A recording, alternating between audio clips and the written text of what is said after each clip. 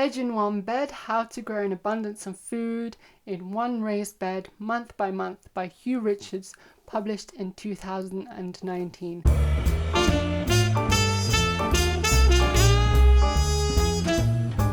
I definitely recommend having this book in your gardening library. Reason number one, graphics. I think the graphics are superb. I think they're great. I think whoever designed this book deserves a raise. Even the front cover, I mean, it reflects what's going to be inside the book. I don't know if you can see, but there's a little rectangle that reminds you of a raised bed border, and inside you have the rows of veggies, which I think is a great idea. Inside, in turn, you'll find really lovely pictures of the various plants and of Hugh gardening. I don't know if I'll find a picture now on camera. Oh, here we go. There's Hugh. And I think it gives a lovely personal touch about it. The fact that he's got himself in the book, and I believe the photos were all taken by him. Photos, I feel, are very important in a gardening book because not only do you need instructions, but it's also great to see and reference the instructions to see whether what you're doing is right. In fact, it reminds me a little bit of a school textbook, which I don't know if it's good or bad.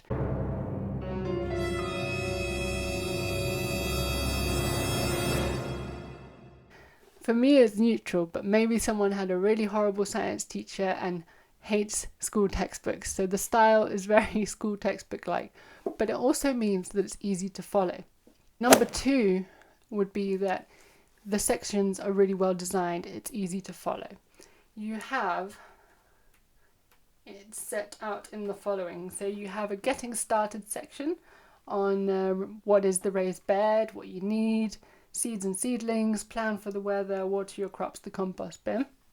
So like an introductory section for the new gardener or those who are new to raised bed gardening. And then you have a month by month section. I really like this section because Hugh sets out each month what you can start growing, what you can grow on, what to do. And this is really great for those of us who are perhaps a little bit newer or don't have a calendar yet to follow of what to grow when. Then here's some example plans that he's made for us. Here we go. Here's an example of his plans. Really nicely color-coded. But for me, my favourite section is the section at the end, which is on weeds, diseases and pests. I think it's superb. I think the layout is great. You have pictures and descriptions of the various diseases and pests. In fact, I would have really loved for this to take up more of the book. I understand this isn't the sole kind of topic of the book, but perhaps, Hugh, if you're listening, this is a great idea for a next book. I think many gardeners would appreciate a whole separate book on diseases and pests because they're never ending, are they? And everybody's going to encounter them at some point, and you're not going to know all the things that are attacking your plants, and it's great to reference them, especially with pictures and descriptions. So Hugh, next book on pests and diseases. Number 4 is the font. You don't realise how important this is until it's bad, basically. I think they've chosen the font really well. They've used the sans serif font. I don't know how much say Hugh had in the choice of font, but I think the fact that they used something simple and they didn't use some curly cursive fonts made it more accessible.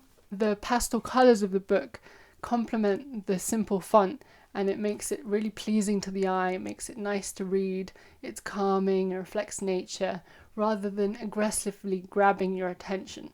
I think it's very delicate, warm and collected, just as Hugh is. So the font is definitely something I appreciate. Finally, and perhaps most importantly, what is great about this book is that it's so personal. You can really feel Hugh coming through in the book. If you've ever listened to Hugh Richards on YouTube, you'll see that he has a very distinctive style, and a lot of people like his calm and collected way of gardening. It's very accessible. He describes things in a very calm and collected way, and anybody can start gardening with Hugh.